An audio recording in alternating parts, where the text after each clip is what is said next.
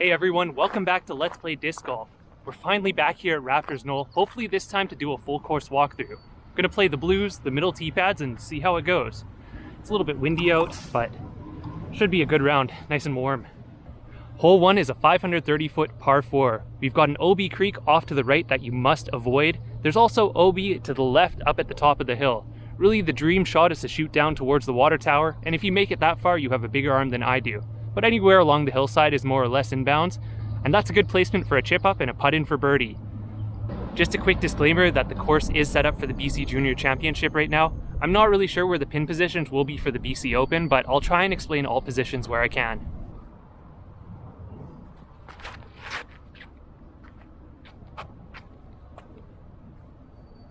Yeah, that'll do.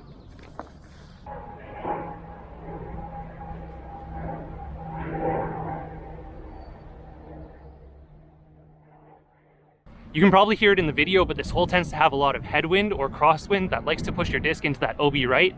But after the OB creek, it does open out into this sort of plateau that you could land on, theoretically. See, I played this hole as if we were playing to the main pin location down here. But we're actually up at the top today, so that's interesting. This is almost the more challenging pin position, I think, but I like the lower one more aesthetically. Oh no. With the wind, that is going to be a tough sell. I did not do a very good job on my upshot, and you really have to watch out for rollaways on this green. Just get it into the chains. We'll be all good. Yep. Nice. All right. On to hole 2. Hole 2 is a 396-foot par 4 with an OB creek on the right. In fact, the entire right side is OB, so just completely avoid that. Come around a dogleg corner, there's an OB lake long, and the basket is usually out on this peninsula, surrounded by, well, it's dry now, but sometimes there's water there. Also, there is an alternative pin placement on the right-hand side in the trees. Me with my 250-foot forehand, basically forehand up over the creek and then pitch up and hopefully tap in for a birdie. First forehand of the day, so we'll see how that goes. Always a little bit of a, yeah, that'll do just fine. I ended up okay because I hit a tree and then kind of kicked back into the fairway on the left, but really you don't want to end up on that right side if you can avoid it. Not only is it OB further right, but there is a lot of trees. It's basically tree jail if you do end up in it. Although, in the alternate pin position, I guess, sometimes you can get lucky and push straight through that forest for an eagle putt, but yeah, it's not really consistent enough to make that an actual play on this hole, so. All right. And I thought I was okay, but I seem to have cut the corner just a little bit too tight here and ended up just off to the right by those OB stakes.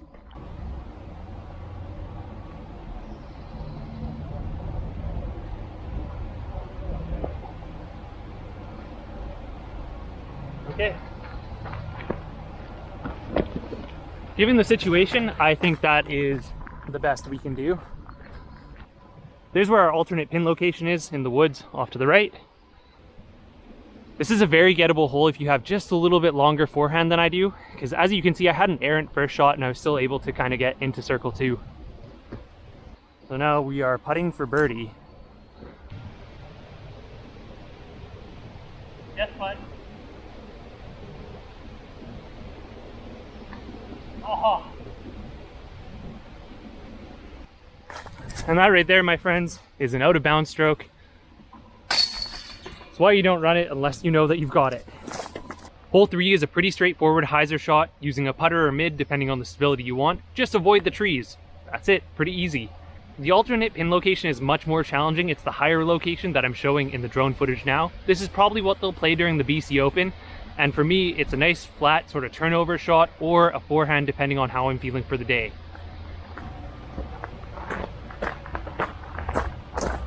I think with the wind the way it is, it's going to be an anubis shot, but we'll see. This might be still a little bit too flippy.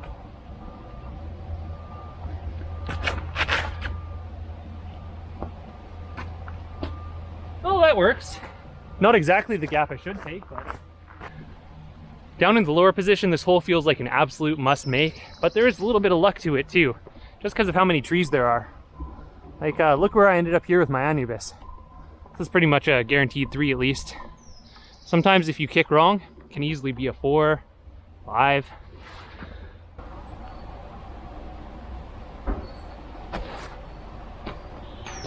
Oh, I hit the rim. Oh, like I said, easy 3. At least there's that. Nice. Hole number 4, par 3, 270 feet. It's dead ahead in this pin position. Just miss that first tree. That's all you have to do. Easy, right? Well, if you hit that first tree, you're gonna go into the pond or off to the right, or none of it's good. So just miss that tree. If you get through, you've got an upshot, you've got a par. Quite frankly, it's probably a forehand right now. Just with the way the wind is. Yep. Good. Forehand is definitely the easiest play here in my opinion, because you're able to see that gap, you're able to look straight to the pin and hopefully not whale it straight into the tree. For me, like I said, 250-foot forehand, and I'm almost consistently able to at least look at the basket from circle 2. Not that this is a putt, really, but, you know, get another par. Get another par.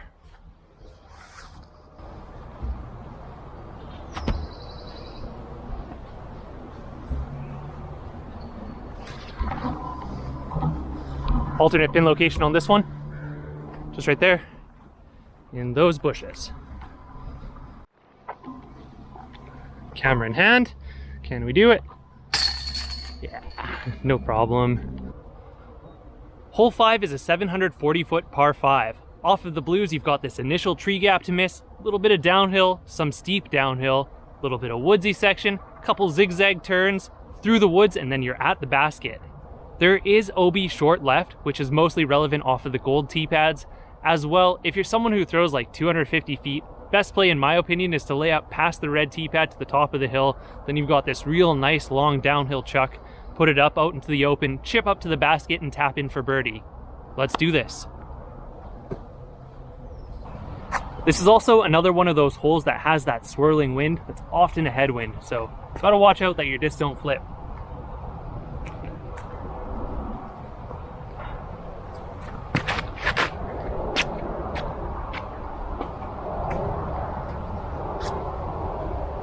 When there's no wind, I do like to throw a flippier disc on this just to get all of the glide I can out towards that rock. But on windy days, I'll just push them right off to this tee pad towards the right and into that shmoo, which is not a good place to be. There's basically no line out of there unless you get real lucky. To some extent, I almost prefer being the 50 feet back at the top of the hill, especially if I'm in this little like gully here. Oh yeah, I'm in the gully. Okay. Oh, we'll see how the next shot goes.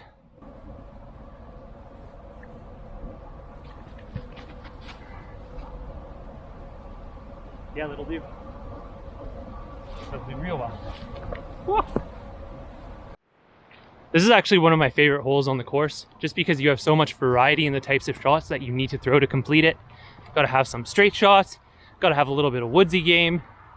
And now as we're coming into the pin here, a little bit of luck too. The alternate pin location of this hole is just off to the right, but we're going up here to the left. Honestly, I thought that I pushed my second shot just a little too far off to the left because there's some nasty trees that like getting involved over here. But this isn't too bad. We got a little bit of an opening. The ideal opening was following the drone slight off to the right, but you know, maybe we'll be able to put it up and just tap it in. That's the goal, isn't it?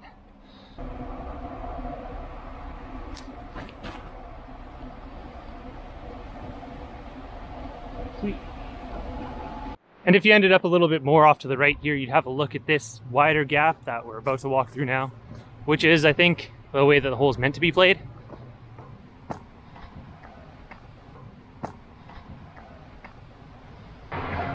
Hey, look at that. Tapping out a birdie. Back to 0.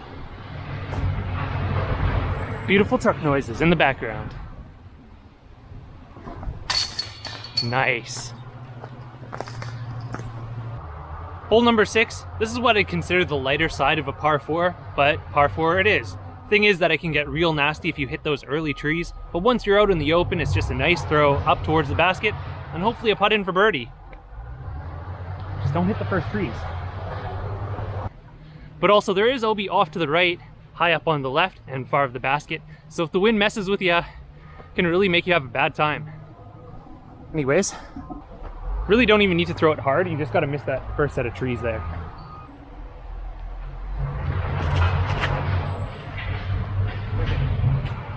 I usually like to get a little bit further than this, but this is a really nice position. Going down into the gully, then you can't see the basket, makes it a little bit harder. But here, you know,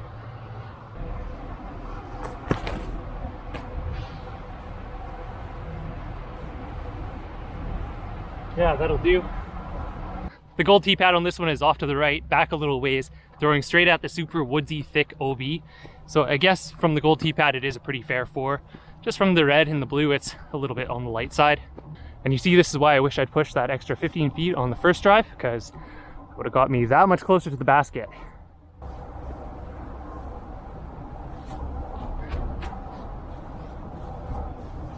Not bad, not bad.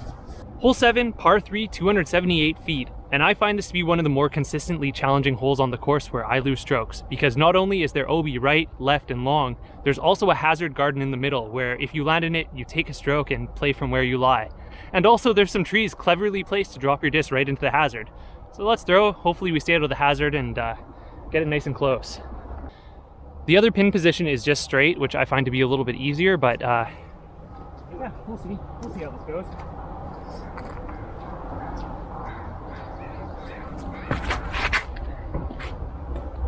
That'll do just fine.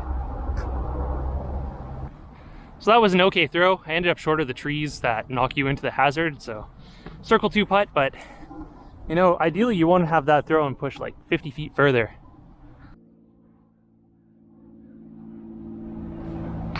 Oh, just a little short.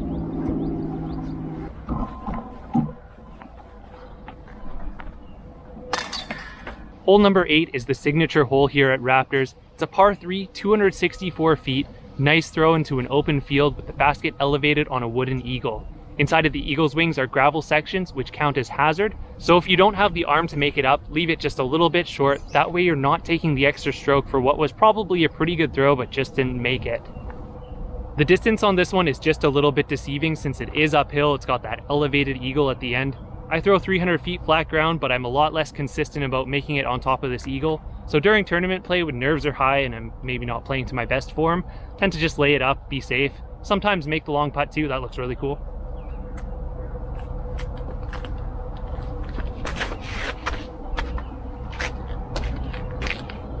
Yeah, there we go, perfect. Since this is one of the more open holes as well, it can get pretty windy. I like to keep it lower if I can, that way it doesn't like and end up in the hazard. Going long is definitely better than going short here if you can. Oh, whoops. Another little piece of advice, if you lay up the drive, don't putt long and take extra strokes like I might do here. It's so easy to putt from here into the hazard. Oh, thank goodness. I was close. Number 9, 277 foot par 3. It's more or less a straight shot. The basket is just off to the right. Inside of these little hills, I guess you could say knolls. Sorry, that was a really bad joke. Anyways, since it's just a little bit off to the right, nice little turnover backhand, forehand, anything really here that you can get it as close to the basket as you can. Those knolls do protect it, so you need to get some height on it. If you can throw 300 feet, you're pretty much set. I really do think that the forehand is the play here if you've got it. Right to left wind right now though, might make it a bit tough.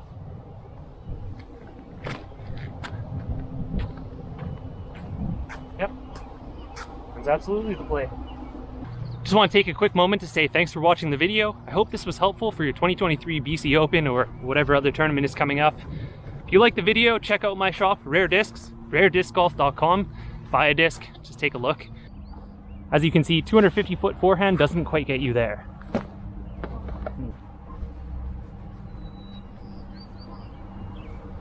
And I'm totally blind to the basket here. I can just see a little bit of the flag.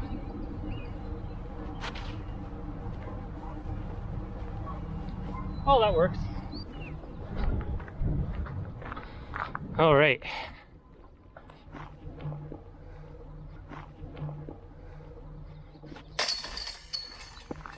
Well, I ended up 0 through 9, which is pretty good. The back half of this course does have quite a lot of scoring opportunities. It does have a lot of like trees, out of bounds, sort of thing that gets you bogeys. So it's nice to keep it clean through the front and back half and just cruise on out of here with like a -1, -2.